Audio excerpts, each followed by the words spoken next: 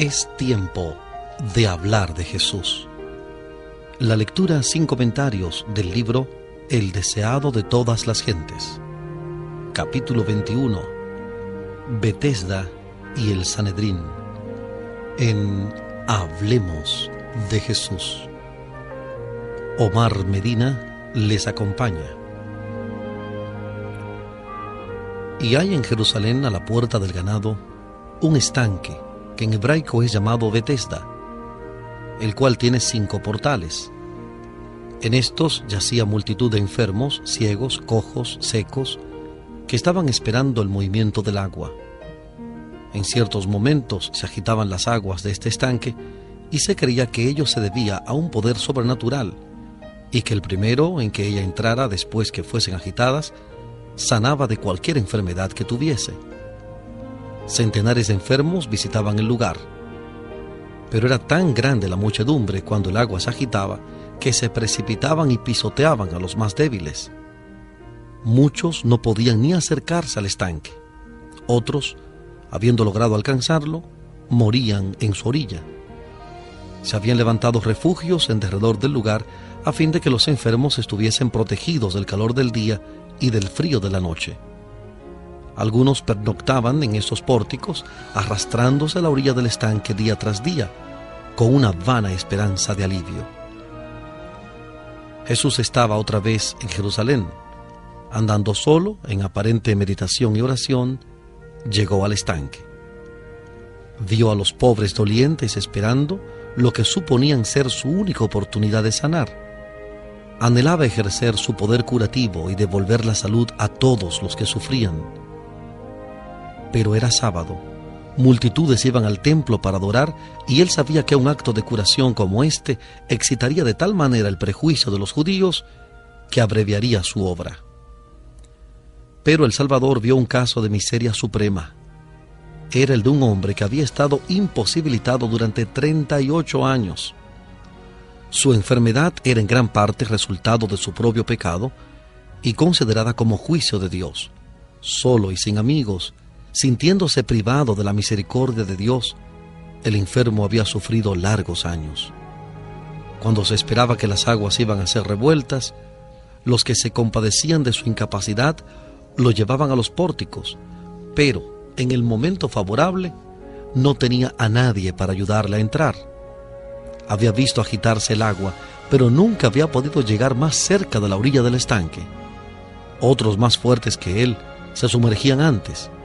No podía contender con éxito con la muchedumbre egoísta y arrolladora. Sus esfuerzos perseverantes hacia su único objeto y su ansiedad y continua desilusión estaban agotando rápidamente el resto de su fuerza. El enfermo estaba acostado en su estera y levantaba ocasionalmente la cabeza para mirar al estanque, cuando un rostro tierno y compasivo se inclinó sobre él y atrajeron su atención las palabras: ¿Quieres ser sano? La esperanza renació en su corazón. Sintió que de algún modo iba a recibir ayuda, pero el calor del estímulo no tardó en desvanecerse. Se acordó de cuántas veces había tratado de alcanzar el estanque y ahora tenía pocas perspectivas de vivir hasta que fuese nuevamente agitado. Volvió la cabeza cansado, diciendo: Señor, no tengo hombre que me meta en el estanque cuando el agua fuere revuelta, porque entre tanto que yo vengo, otro antes de mí ha descendido. Jesús no pide a este enfermo que ejerza fe en él. Dice simplemente: levántate, toma tu lecho y anda. Pero la fe del hombre se aferra a esa palabra. En cada nervio y músculo pulsa una nueva vida y se transmite a sus miembros inválidos una actividad sana. Sin la menor duda, dedica su voluntad a obedecer a la orden de Cristo y todos sus músculos le responden. De un salto se pone de pie y encuentra que es un hombre activo. Jesús no le había dado seguridad alguna de ayuda divina. El hombre podría haberse detenido a dudar y haber perdido su única oportunidad de sanar, pero creyó a la palabra de Cristo y al obrar de acuerdo con ella, recibió fuerza. Por la misma fe podemos recibir curación espiritual. El pecado nos separó de la vida de Dios, nuestra alma está paralizada. Por nosotros mismos somos tan incapaces de vivir una vida santa como aquel lisiado lo era de caminar. Son muchos los que comprenden su impotencia y anhelan esa vida espiritual que los pondría en armonía con Dios. Luchan en vano para obtenerla. En su desesperación claman: miserable hombre de mí, ¿quién me librará del cuerpo de esta muerte? Romanos 7:24. Romanos 7:24. Alcen la mirada a estas almas que luchan presa de la desesperación.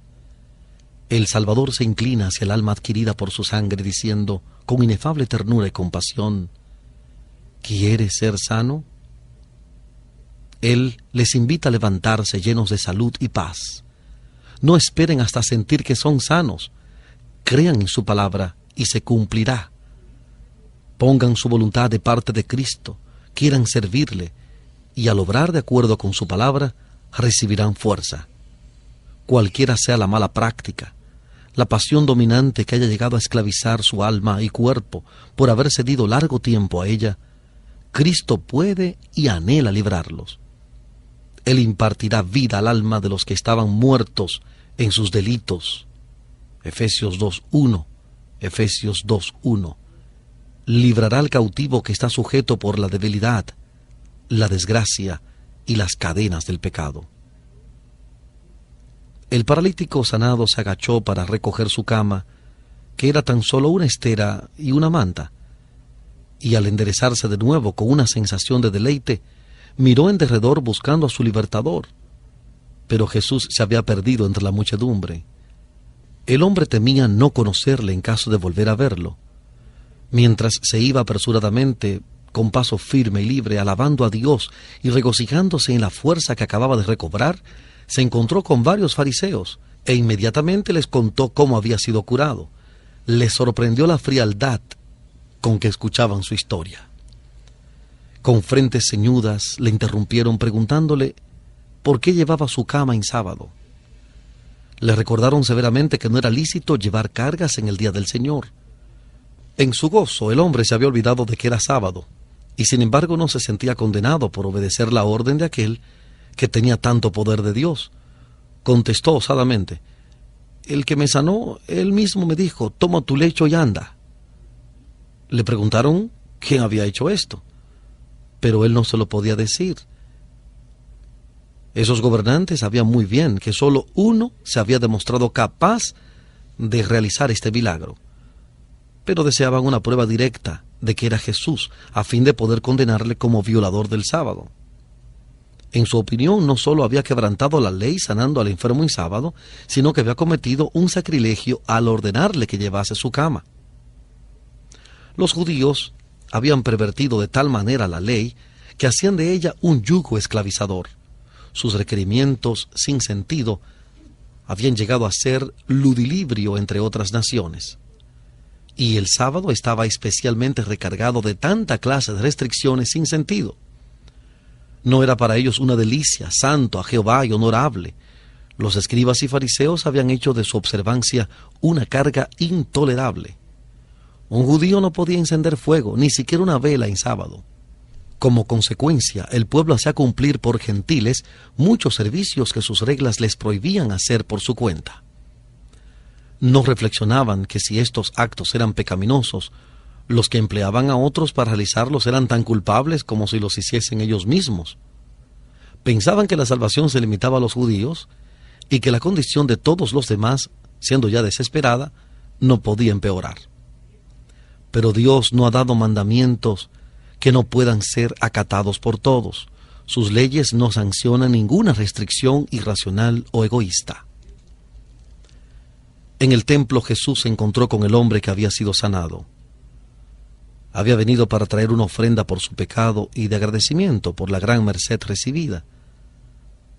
Hallándole entre los adoradores, Jesús se le dio a conocer con estas palabras de amonestación: He aquí has sido sanado, no peques más, porque no te venga alguna otra cosa peor. El hombre sanado quedó abrumado de regocijo al encontrar a su libertador. Como desconocía la enemistad que ellos sentían hacia Jesús, dijo a los fariseos que le habían interrogado que éste era el que había realizado la curación. Y por esta causa los judíos perseguían a Jesús y procuraban matarle, porque hacía estas cosas en sábado.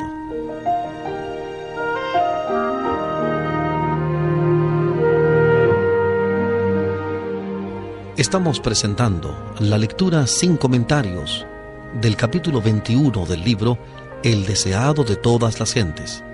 Capítulo 21, Betesda y el Sanedrín, en Hablemos de Jesús.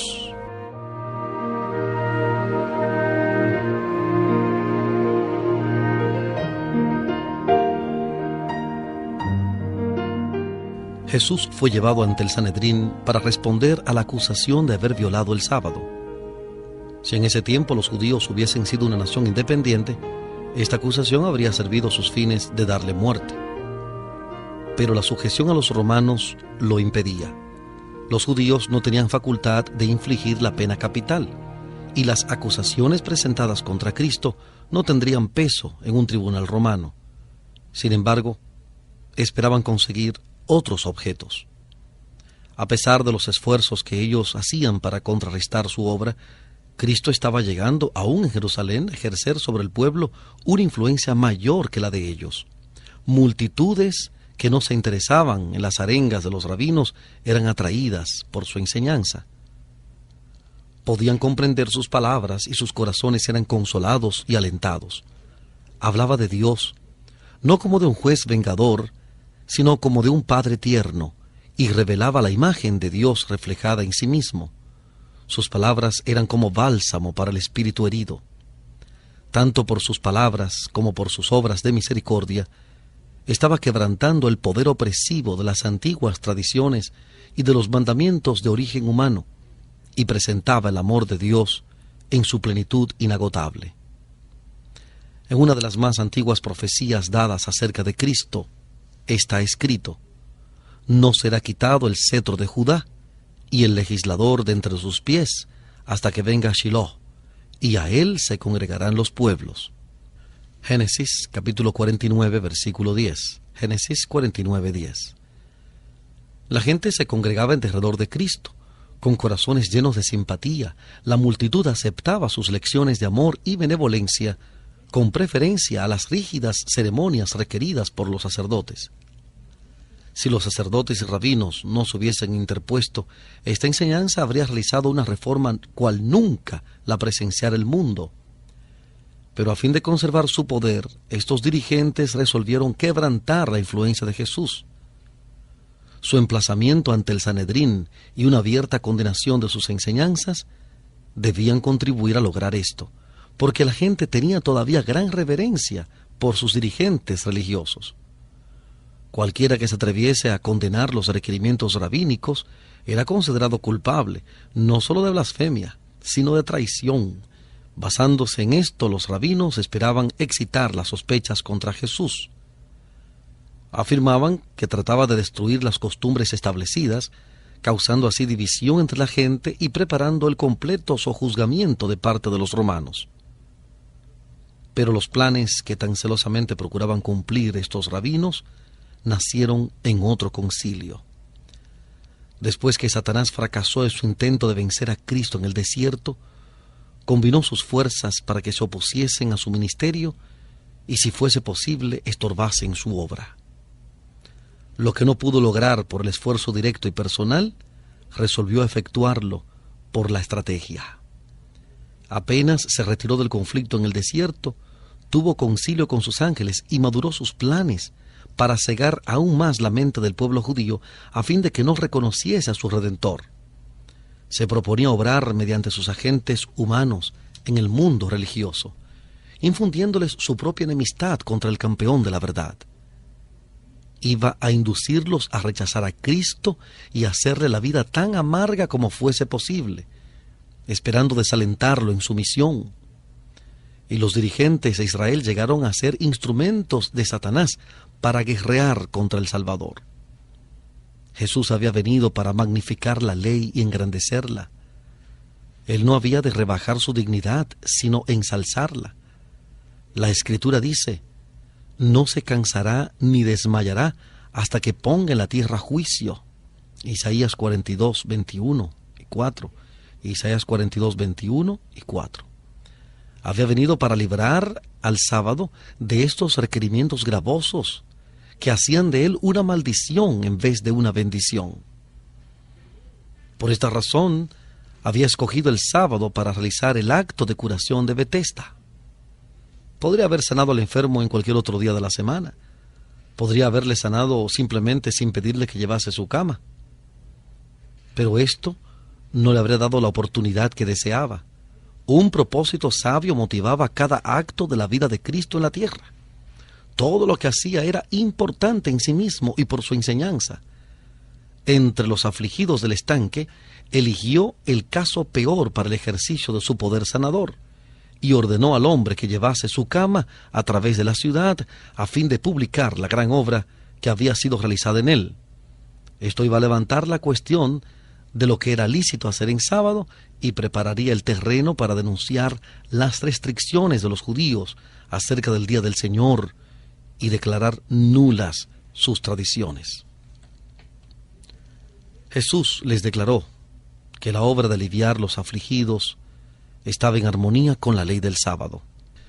Estaba en armonía con la obra de los ángeles de Dios que están siempre descendiendo y ascendiendo entre el cielo y la tierra para servir a la humanidad doliente. Jesús dijo: mi Padre hasta ahora obra y yo obro. Todos los días son de Dios y apropiados para realizar sus planes en favor de la familia humana.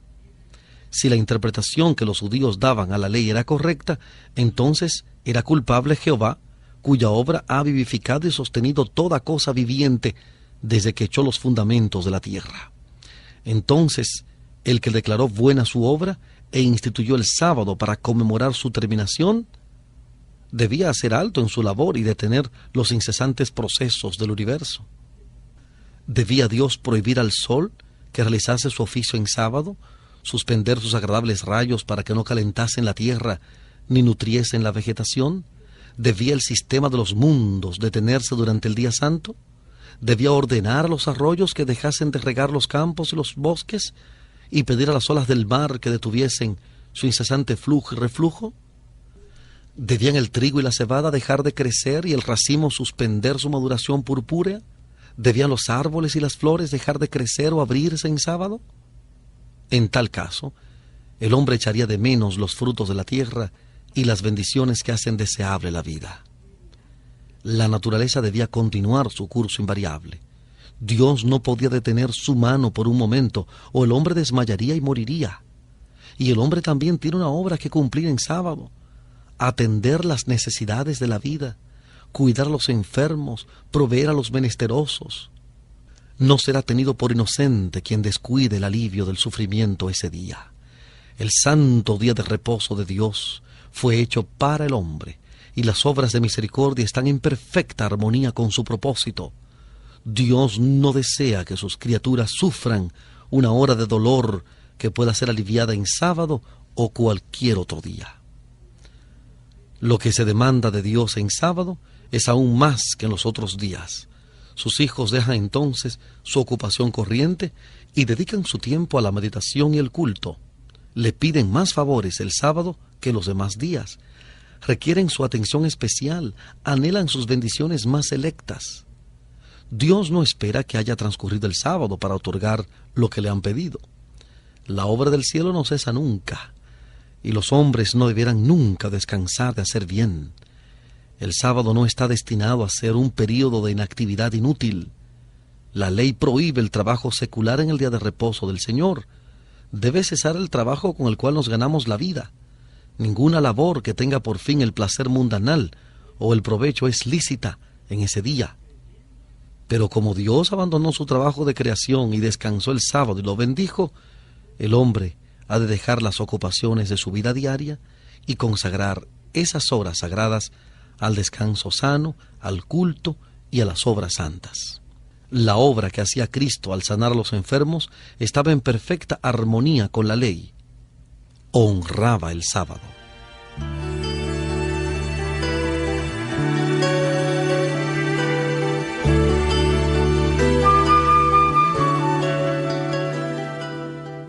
Estamos presentando La lectura sin comentarios del capítulo 21 del libro El deseado de todas las gentes. Capítulo 21, Betesda y el Sanedrín, en Hablemos de Jesús.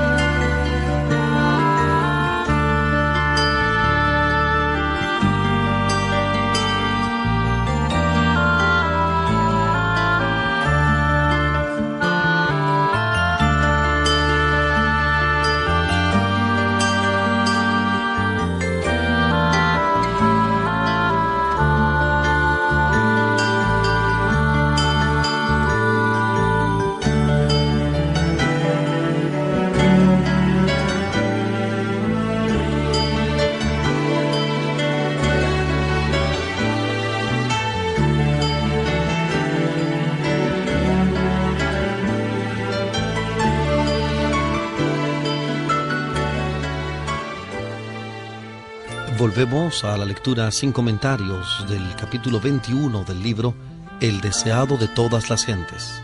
Capítulo 21, Betesda y el Sanedrín, en Hablemos de Jesús.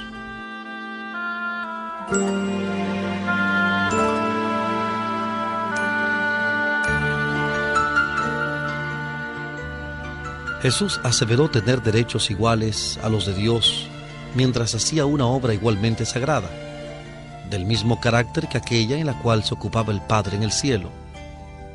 Por esto airó aún más a los fariseos.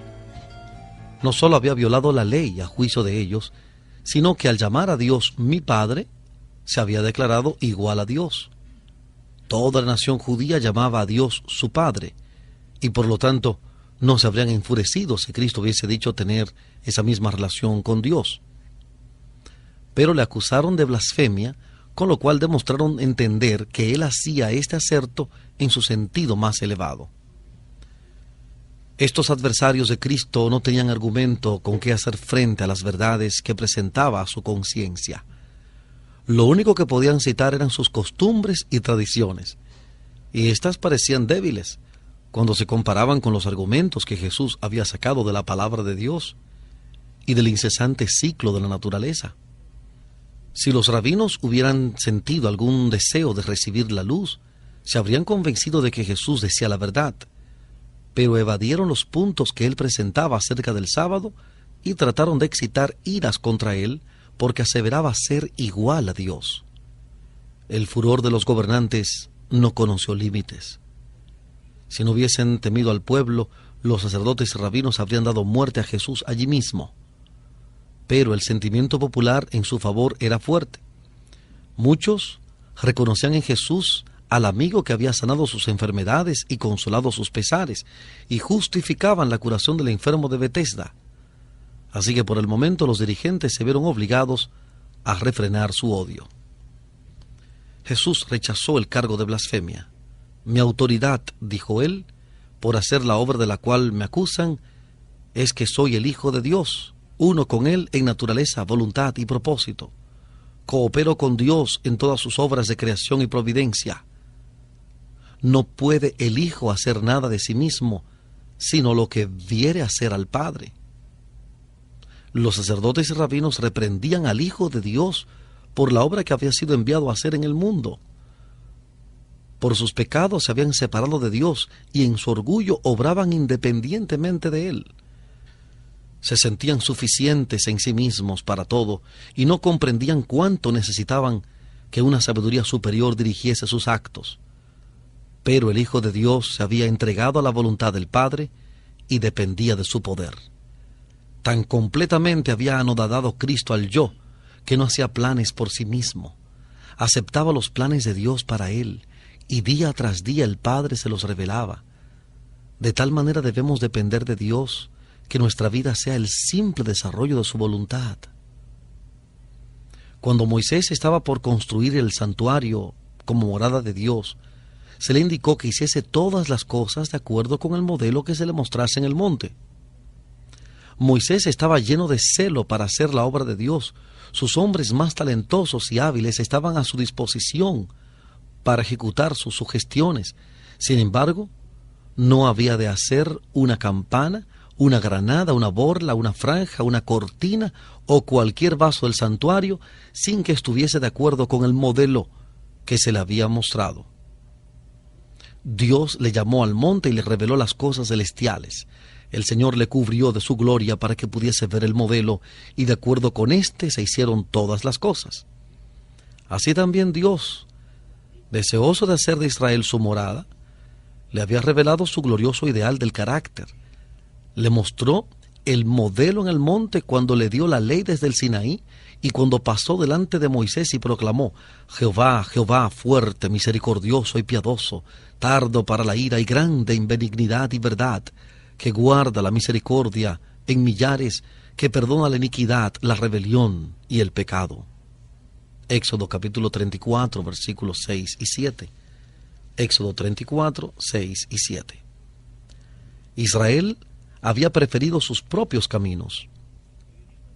No había edificado de acuerdo con el dechado, pero Cristo, el verdadero templo para morada de Dios, modeló todo detalle de su vida terrenal de acuerdo con el ideal de Dios. Dijo: me complazco en hacer tu voluntad, oh Dios mío, y tu ley está en medio de mi corazón. Salmo 40, versículo 8. Salmo 40, 8. Así también nuestro carácter debe ser edificado para morada de Dios en espíritu, y hemos de hacer todas las cosas de acuerdo con el modelo, a saber, aquel que padeció por nosotros, dejándonos ejemplo, para que ustedes sigan sus pisadas. Efesios 2:22 y 1 de Pedro 2:21. Efesios 2:22, 1 de Pedro 2:21. Las palabras de Cristo nos enseñan que debemos considerarnos inseparablemente unidos a nuestro Padre Celestial. Cualquiera sea nuestra situación, dependemos de Dios, quien tiene todos los destinos en sus manos. Él nos ha señalado nuestra obra y nos ha dotado de facultades y recursos para ella. Mientras sometamos la voluntad a Dios y confiemos en su fuerza y sabiduría, seremos guiados por sendas seguras para cumplir nuestra parte señalada en su gran plan. Pero el que depende de su propia sabiduría y poder se separa de Dios. En vez de obrar al unísono con Cristo, cumple el propósito del enemigo de Dios y del hombre. El Salvador continuó: todo lo que Él, el Padre, hace, esto también hace el Hijo juntamente. Como el Padre levanta a los muertos y les da vida, así también el Hijo a los que quiere da vida. Los saduceos sostenían que no habría resurrección del cuerpo, pero Jesús les dice que una de las mayores obras de su Padre es la de resucitar a los muertos, y que Él mismo tiene poder para hacerla. Vendrá hora, y ahora es, cuando los muertos oirán la voz del Hijo de Dios, y los que oyeren vivirán. Los fariseos creían en la resurrección. Cristo les dice que ya está entre ellos el poder que da vida a los muertos, y que han de contemplar su manifestación. Este mismo poder de resucitar es el que da vida al alma que está muerta en delitos y pecados. Efesios 2:1. Efesios 2:1. Ese espíritu de vida en Cristo Jesús, la virtud de su resurrección, libra a los hombres de la ley del pecado y de la muerte. Filipenses 3:10, Romanos 8:2. Filipenses 3:10, Romanos 8:2. El dominio del mal es quebrantado, y por la fe el alma es guardada de pecado.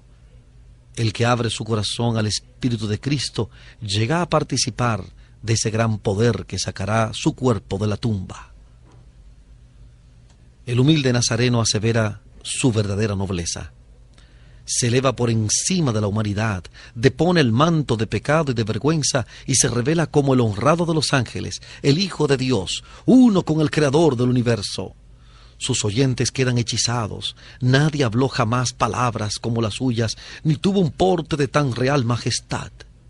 Sus declaraciones son claras y sencillas, presentan distintamente su misión y el deber del mundo. Porque el Padre a nadie juzga, mas todo el juicio dio al Hijo, para que todos honren al Hijo como honran al Padre.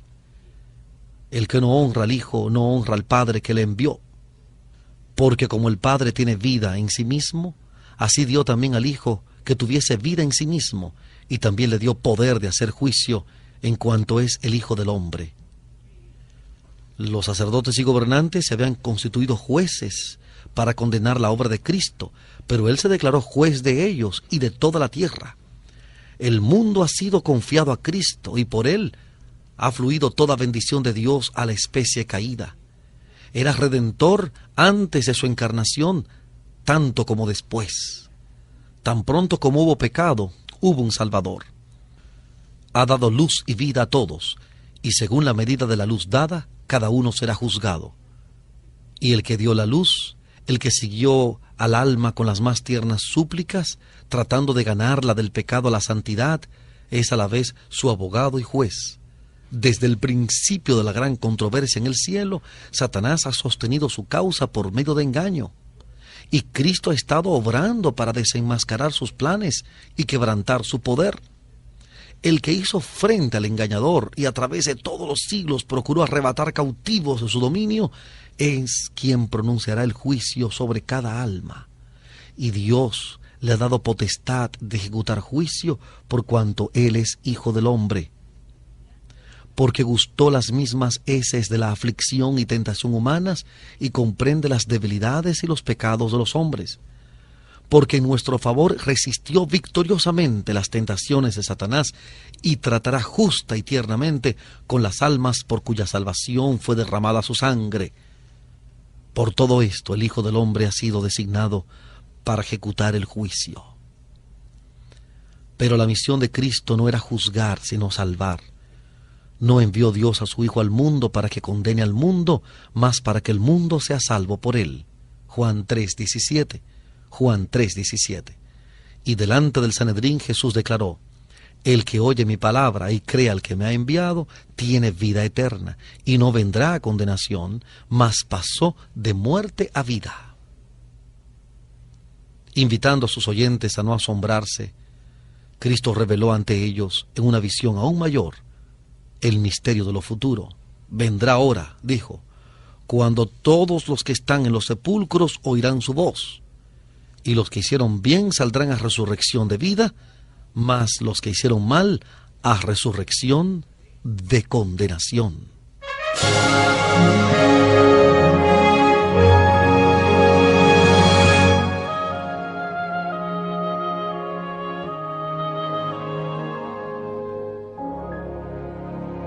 Esta seguridad de la vida futura era lo que durante tanto tiempo Israel había esperado recibir cuando viniera el Mesías. Resplandecía sobre ellos la única luz que puede iluminar la lobreguez de la tumba. Pero la obstinación es ciega. Jesús había violado las tradiciones de los rabinos y despreciado su autoridad, y ellos no querían creer. El tiempo, el lugar, la ocasión, la intensidad de los sentimientos que dominaban a la asamblea, todo se combinaba para hacer más impresionantes las palabras de Jesús ante el Sanedrín. Las más altas autoridades religiosas de la nación procuraban matar a aquel que se declaraba restaurador de Israel. El Señor del sábado había sido emplazado ante un tribunal terrenal para responder a la acusación de violar la ley del sábado. Cuando declaró tan intrépidamente su misión, sus jueces le miraron con asombro e ira, pero sus palabras eran incontestables. No podían condenarle. Negó a los sacerdotes y rabinos el derecho a interrogarle o a interrumpir su obra. No habían sido investidos con esa autoridad. Sus pretensiones se basaban en su propio orgullo y arrogancia. No quiso reconocerse culpable de sus acusaciones ni ser catequizado por ellos. En vez de disculparse por el hecho del cual se quejaban o explicar el propósito que tuviera al realizarlo, Jesús se encaró con los gobernantes y el acusado se trocó en acusador. los reprendió por la dureza de su corazón y su ignorancia de las Escrituras. Declaró que habían rechazado la palabra de Dios, puesto que habían rechazado a aquel a quien Dios había enviado. Escudriñan las Escrituras, pues piensan que en ellas tienen la vida eterna, y ellas son las que dan testimonio de mí. Juan 5:39. Juan 5:39. En toda página, sea de historia, preceptos o profecía, las Escrituras del Antiguo Testamento irradian la gloria del Hijo de Dios. Por cuanto era de institución divina, todo el sistema del judaísmo era una profecía compacta del Evangelio. Acerca de Cristo dan testimonio todos los profetas. Hechos 10:43. Hechos 10:43. Desde la promesa hecha a Adán por el linaje patriarcal y la economía legal, la gloriosa luz del cielo delineó claramente las pisadas del Redentor. Los videntes contemplaron la estrella de Belén, el Shiloh venidero, mientras las cosas futuras pasaban delante de ellos en misteriosa procesión. En todo sacrificio se revelaba la muerte de Cristo, en toda nube de incienso ascendía su justicia, toda trompeta del jubileo hacía repercutir su nombre, en el pavoroso misterio del lugar santísimo moraba su gloria. Los judíos poseían las Escrituras y suponían que en el mero conocimiento externo de la palabra tenían vida eterna. Pero Jesús dijo: no tienen su palabra morando en ustedes. Habiendo rechazado a Cristo en su palabra, le rechazaron en persona. No quieren venir a mí, dijo, para que tengan vida. Los dirigentes judíos habían estudiado las enseñanzas de los profetas acerca del reino del Mesías, pero lo habían hecho no con un sincero deseo de conocer la verdad, sino con el propósito de hallar evidencia con que sostener sus ambiciosas esperanzas. Cuando Cristo vino de una manera contraria a sus expectativas, no quisieron recibirle, y a fin de justificarse trataron de probar que era un impostor. Una vez que hubieron asentado los pies en esta senda, fue fácil para Satanás fortalecer su oposición a Cristo. Interpretaron contra él las mismas palabras que deberían haber recibido como evidencia de su divinidad. Así cambiaron la verdad de Dios en mentira, y cuanto más directamente les hablaba el Salvador en sus obras de misericordia, más resueltos estaban a resistir la luz. Jesús dijo: gloria de los hombres no recibo. No deseaba la influencia ni la sanción del Sanedrín. No podía recibir honor de su aprobación. Estaba investido con el honor y la autoridad del cielo. Si lo hubiese deseado, los ángeles habrían venido a rendirle homenaje. El Padre habría testificado de nuevo acerca de su divinidad. Pero para beneficio de ellos mismos, por causa de la nación cuyos dirigentes eran, deseaba que los gobernantes judíos discerniesen su carácter y recibiesen las bendiciones que había venido a traerles. He venido en nombre de mi Padre, y no me reciben. Si otro viniera en su propio nombre, aquel reciben. Jesús vino por autoridad de Dios, llevando su imagen, cumpliendo su palabra y buscando su gloria. Sin embargo, no fue aceptado por los dirigentes de Israel. Pero cuando vinieran otros, asumiendo el carácter de Cristo, pero impulsados por su propia voluntad y buscando su propia gloria, los recibirían. ¿Por qué? Porque el que busca su propia gloria apela al deseo de exaltación propia en los demás. Y a una incitación tal los judíos podían responder. Recibirían al falso maestro porque adularía su orgullo, sancionando sus caras opiniones y tradiciones. Pero la enseñanza de Cristo no coincidía con sus ideas. Era espiritual y exigía el sacrificio del yo. Por lo tanto, no querían recibirla, no conocían a Dios, y para ellos su voz expresada por medio de Cristo era la voz de un extraño. No se repite el caso hoy. No hay muchos, aún entre los dirigentes religiosos, que están endureciendo su corazón contra el Espíritu Santo, incapacitándose así para reconocer la voz de Dios. No están rechazando la palabra de Dios a fin de conservar sus tradiciones. Si ustedes creyeran a Moisés, dijo Cristo, creerán en mí, porque de mí escribió él. Y si a sus escritos no creen, ¿cómo creen a mis palabras? Fue Cristo quien habló a Israel por medio de Moisés. Si hubieran escuchado la voz divina que les hablaba por medio de su gran caudillo, la habrían reconocido en las enseñanzas de Cristo. Si hubiesen creído a Moisés, habrían creído a aquel de quien escribió Moisés. Jesús sabía que los sacerdotes y rabinos estaban resueltos a quitarle la vida, pero les explicó claramente su unidad con el Padre y su relación con el mundo. Vieron que la oposición que le hacían era inexcusable, pero su odio homicida no se aplacó. El temor se apoderó de ellos al presenciar el poder convincente que acompañaba su ministerio, pero resistieron sus llamamientos y se encerraron en las tinieblas.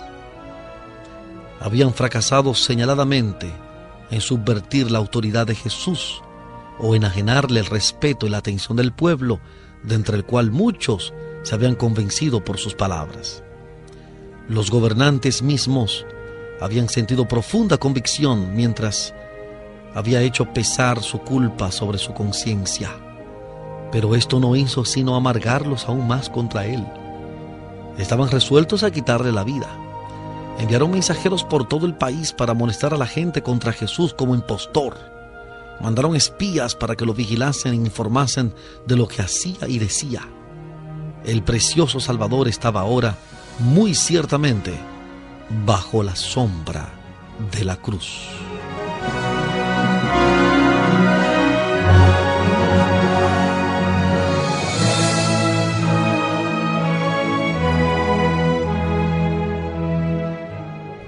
Hemos presentado la lectura sin comentarios del capítulo 21 del libro El deseado de todas las gentes.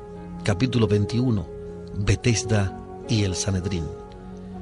Este capítulo está basado en el Evangelio de Juan, capítulo 5. Juan, capítulo 5. Hablemos de Jesús. Omar Medina les agradece la fina gentileza de la atención dispensada. Que Dios les bendiga.